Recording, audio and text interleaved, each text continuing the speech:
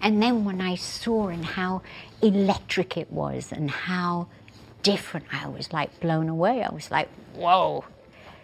So that's when I became interested in Black Sabbath. There's a particular kind of public figure who seems to exist permanently at the edge of collapse, and yet never quite falls.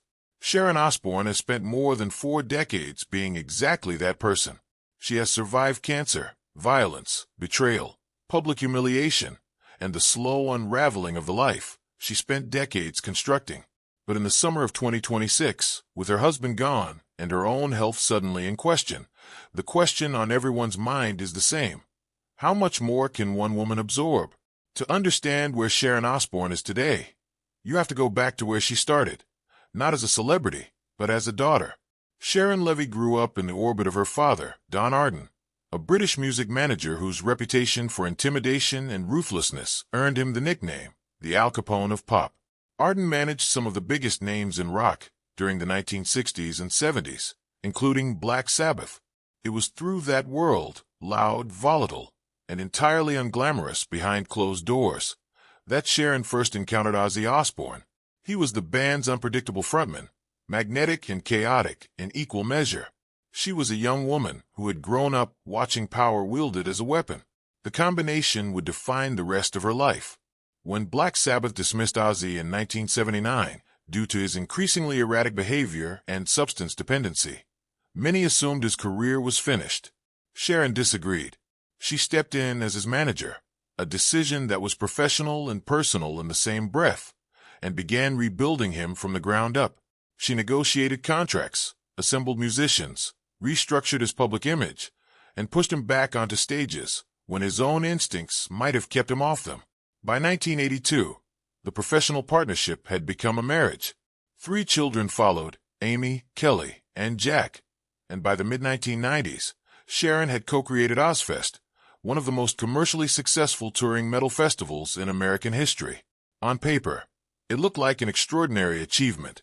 In practice, the foundation was always more fragile than it appeared. The marriage was tested almost from the beginning. Ozzy's addictions to alcohol and drugs cast long shadows across the family home, and in 1989, those shadows turned violent. During a blackout episode, Ozzy attacked Sharon physically. Police were called. He was arrested, charged, and briefly detained before entering rehabilitation. Sharon chose not to pursue the case further. What followed was not resolution but repetition, the same cycle of crisis, separation, and reconciliation that would repeat itself across decades. That pattern is important to understand because it tells you something essential about how Sharon Osbourne has moved through the world, with extraordinary loyalty and at enormous personal cost. The public, for a long time, saw very little of this. What they saw instead was the version of the Osbournes that arrived on MTV in March 2002. Chaotic, funny, surprisingly warm, and completely unlike anything else on television at the time. The Osbournes became a cultural phenomenon almost immediately, drawing millions of weekly viewers and eventually winning a Primetime Emmy Award. Sharon was no longer just a manager operating behind the scenes. She was a personality in her own right, sharp, unfiltered, and magnetic in front of the camera. But the timing of the show's success carried its own particular cruelty. Just months into the series, in June 2002, Sharon was diagnosed with colon cancer at Cedars-Sinai Medical Center in Los Angeles. The disease had already spread to nearby lymph nodes. Chemotherapy began. Filming continued. The family's private terror unfolded in front of cameras, and the audience watched Sharon move through treatment while still managing her household, her husband's career, and the emotional needs of her children. She entered remission. She survived. But the toll of that period, on her body, on her children, on Ozzy, who later said he fell apart during her treatment, was real and lasting. Survival changed her trajectory. By 2004, Sharon had joined the X Factor UK as a judge alongside Simon Cowell and Lewis Walsh. She later moved to America's Got Talent, building a television career that ran parallel to her management work. In 2012, after learning she carried a genetic risk for cancer, she underwent a preventive double mastectomy, a decision she discussed publicly and with characteristic directness. She had become, in the eyes of many, Not just a survivor, but a model of resilience. And she clearly was resilient. But resilience is not the same as invulnerability, and the years that followed would demonstrate the difference repeatedly. The controversies mounted. In 2005, during an Ozfest date in San Bernardino, California, Sharon became embroiled in a bitter public conflict with Iron Maiden and the band's vocalist Bruce Dickinson, who had made stage remarks widely interpreted as commentary on celebrity culture and the commercialization of rock. Sharon took the remarks as a personal attack on Ozzy's legacy and responded publicly. The incident, involving alleged disruptions to Iron Maiden's set, objects thrown from the crowd, and an on-stage confrontation, divided the metal community and attracted the kind of press that entertainment disputes rarely escape cleanly. Around the same period, earlier friction with Billy Corgan and the Smashing Pumpkins resurfaced in the cultural memory. Sharon had briefly managed the band in the late 1990s, but the partnership collapsed quickly, undone by clashes over creative control and management style. The split was public, pointed, and added to a growing perception that Sharon Osbourne's professional relationships, when they went wrong loudly. Her daytime television career brought more scrutiny. In 2011, during a panel discussion on The Talk, the CBS daytime show she co-hosted, Sharon responded to a case involving violent crime against a man with laughter and remarks that many viewers found deeply inappropriate. The backlash was swift. An apology followed. Then came the departures of co-hosts Leah Remini and Holly Robinson Peete, both of whom later suggested they had been marginalized within the show's structure. Sharon denied direct involvement in those decisions, pointing to network executives. But the pattern of conflict was already visible, and it would not remain contained for long. The breaking point came on March 10, 2021. During a live broadcast of The Talk, a discussion about Piers Morgan's public comments on Meghan Markle turned into one of the most widely viewed confrontations in daytime television history. Sharon defended Morgan's right to express his opinion. Co-host Cheryl Underwood challenged whether that defense amounted to supporting racially charged commentary. The exchange escalated in real time, on air, and clips spread across social media within hours. CBS launched an internal review. By late March, Sharon Osbourne's departure from The Talk was confirmed, with the network stating that her conduct had not aligned with CBS standards of workplace respect. Former co-hosts re-entered the public conversation with renewed criticism. The media cycle around the incident ran for weeks. Through all of this, the marriage had continued, battered but intact.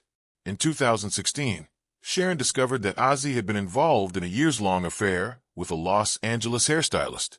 The revelation triggered an immediate separation after more than 3 decades together.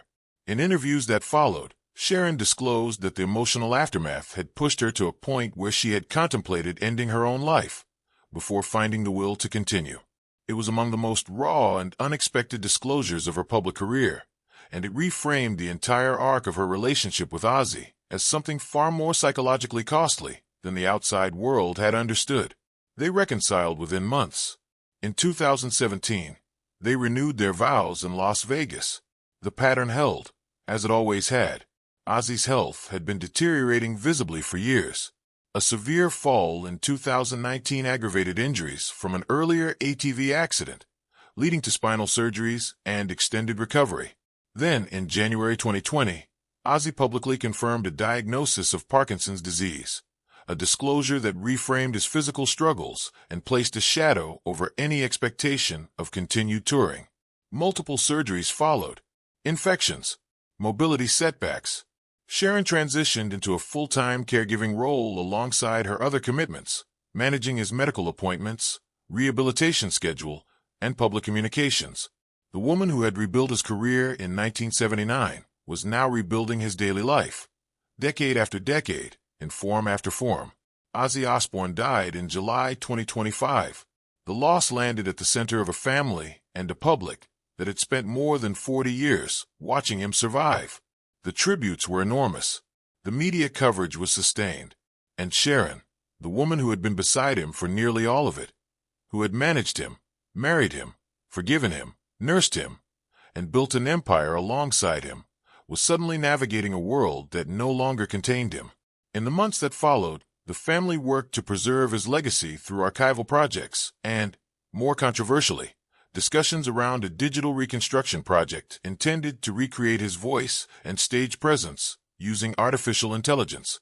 The project drew criticism from some quarters of the music world, raising familiar questions about consent, legacy, and the ethics of posthumous simulation. Sharon remained publicly connected to those discussions, as she had always remained connected to the machinery of Ozzy's image. Then came June 2026 and Hellfest in France, where a statue of Ozzy Osbourne was unveiled as part of a tribute program at the festival. Sharon was not there. Her representatives stated she had been hospitalized unexpectedly. No details were provided. No elaboration came from family members. The absence, and the silence around it, generated immediate concern, amplified by the public's awareness of her medical history, the stress of the preceding year, and the simple arithmetic of everything she had been carrying. That concern is not irrational. This is a woman who fought colon cancer in her 50s, underwent preventive cancer surgery in her 60s, disclosed a suicide attempt in her 60s, cared for a gravely ill husband for years, and buried him less than 12 months ago. The accumulation is real. The weight of it is real. And the silence around her current health, in the context of all that history, is unsettling in a way that optimism alone cannot easily address. Sharon Osbourne has survived more than most people will ever face. That record of survival is genuine, and it matters. But survival is not a guarantee. Every chapter of her life has carried costs that were not always visible until long after the moment had passed.